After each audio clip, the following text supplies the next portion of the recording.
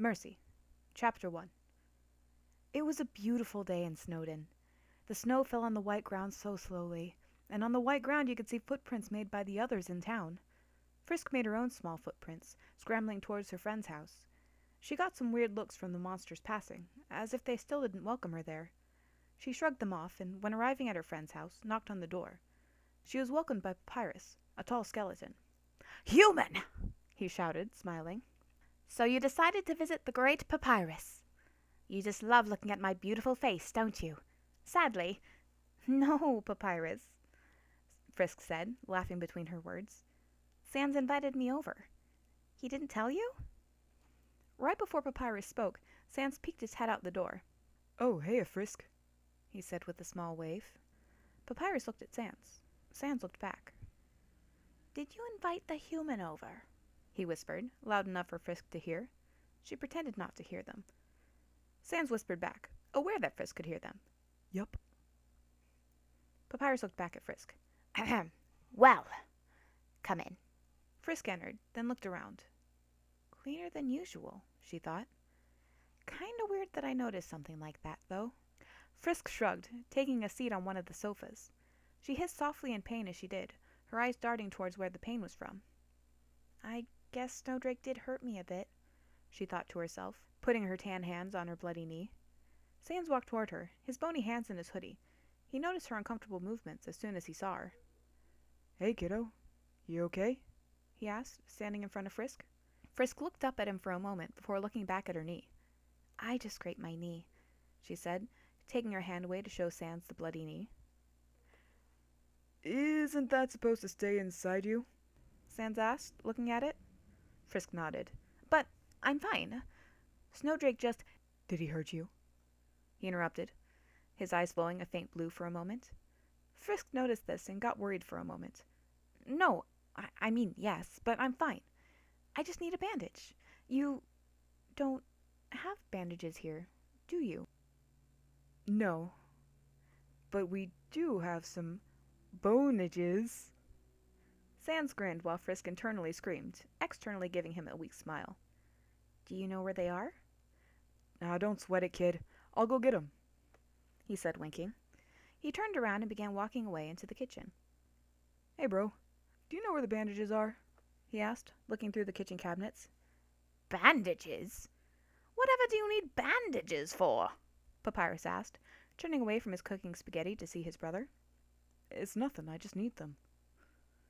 Papyrus narrowed his eyes for a moment in suspicion before pointing to the highest cupboard. "In there, I assume?" Sans looked at the cupboard, then at Papyrus. "You must be joking." Papyrus stifled a laugh before getting the bandages for his short brother. "Now leave me. I must attend to my spaghetti." Sans chuckled, putting his hands as well as the bandages into his pocket. He walked out, nonchalant expression on his face as usual. Frisk was napping on the couch, curled up. Sans sat next to her, speaking in a quiet, soft tone. "Hey, kid. You still awake?" Frisk shuffled in her sleep, whimpering softly like an abandoned puppy. Sans picked her up, bridal style, then walked to his room. He put the sleeping Frisk in his bed and noticed the bloody knee again. Sans grabbed the bandage from his pocket and stuck it on the cut, before grabbing his blue blanket and putting it over Frisk. She curled up in his bed, hugging the blanket. "Must be having a nightmare," Sans thought, looking at her. He sighed a bit, stuffing his hands back into his pockets before opening the door to exit. Frisk mumbled in her sleep. I'm sorry, Sans." Chapter 2. Sans grumbled, waking up to a prodding. "What?" he grumbles, turning around from the couch cushion he was sleeping on and to Frisk, tears streaming down her eyes. Sans sat up, startled.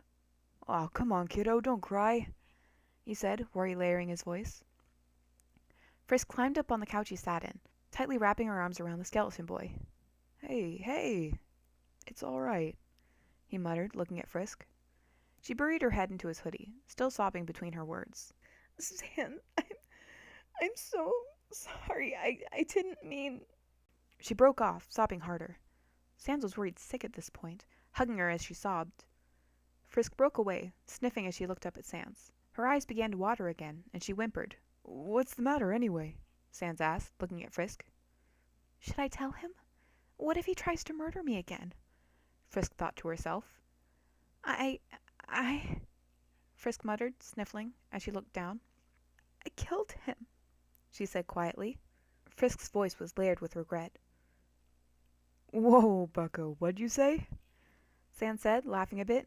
You? Killing someone? You're joking. Frisk shot him a serious glare, and he stopped laughing. I killed your brother, and you, and Toriel, and Asgore, and everyone. She broke down sobbing again. It must have been that nightmare. Poor kid, Sans thought to himself. He embraced Frisk again. Hey kid, don't cry. It was just a nightmare is all.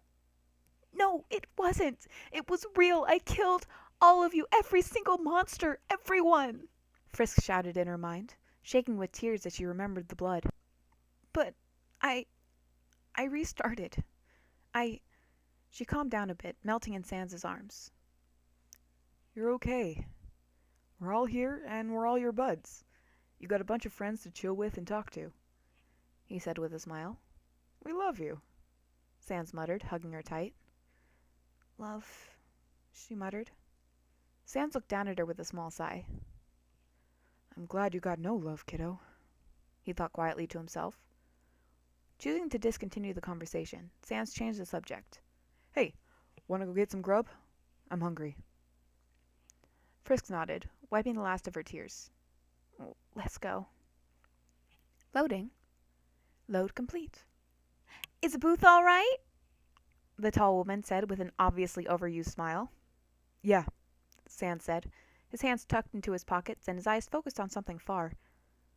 Frisk noticed and stared at him for a moment before following the tall woman to their booth. She put 2 menus on the table and left in a dash. Sans watched her leave and looked at Frisk. So, kiddo, what you gonna order? He asked, tapping on the table. I'm not very hungry, Frisk said with a weak smile. He smiled, nervously. Hey, kid. Frisk looked at him, her bangs falling in her face as soon as she took her eyes off her lap. Sans froze for a moment, thinking he saw a different face. The same nose, mouth, hair, and cheeks, but somehow different. Somehow scary. It felt like he saw the face before. Sans? Frisk asked, tilting her head a bit in confusion. I was going to say something, but I forgot, he said, looking away from Frisk. All right, she said before eyeing the waitress. The woman put some fries on the table and left with a short, unenthusiastic, enjoy. I should have ordered some. Those look good. Sans ate some and looked at Frisk, one of his eyes closed as he chomped on the fry. You sure you don't want some, kid? Frisk looked at them and snatched 1 or 2 before nomming on them. Sans laughed. Atta girl. Frisk's face lightened up from where she was prior to eating, and she looked up at Sans with a smile. Can I show you something? Sure, he replied, looking a bit scared for some reason. Frisk took no notice and scooted out of the booth, Sans following behind her. They dashed out, without paying, of course, that takes too much time, and Frisk walked a bit ahead, going down a grassy path. She stopped at the shore. Hey, what's this? Sans said, looking around. I suppose you can call it a hideout or something? It's just a place I like to think at, she replied, sitting down on a flattened patch of grass. It's pretty cool, Sans said, stuffing his hands into his pockets and watching the water.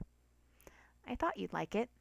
Hey, maybe this could be the place we meet up, Frisk asked, hope tinted in her voice. Fine with me.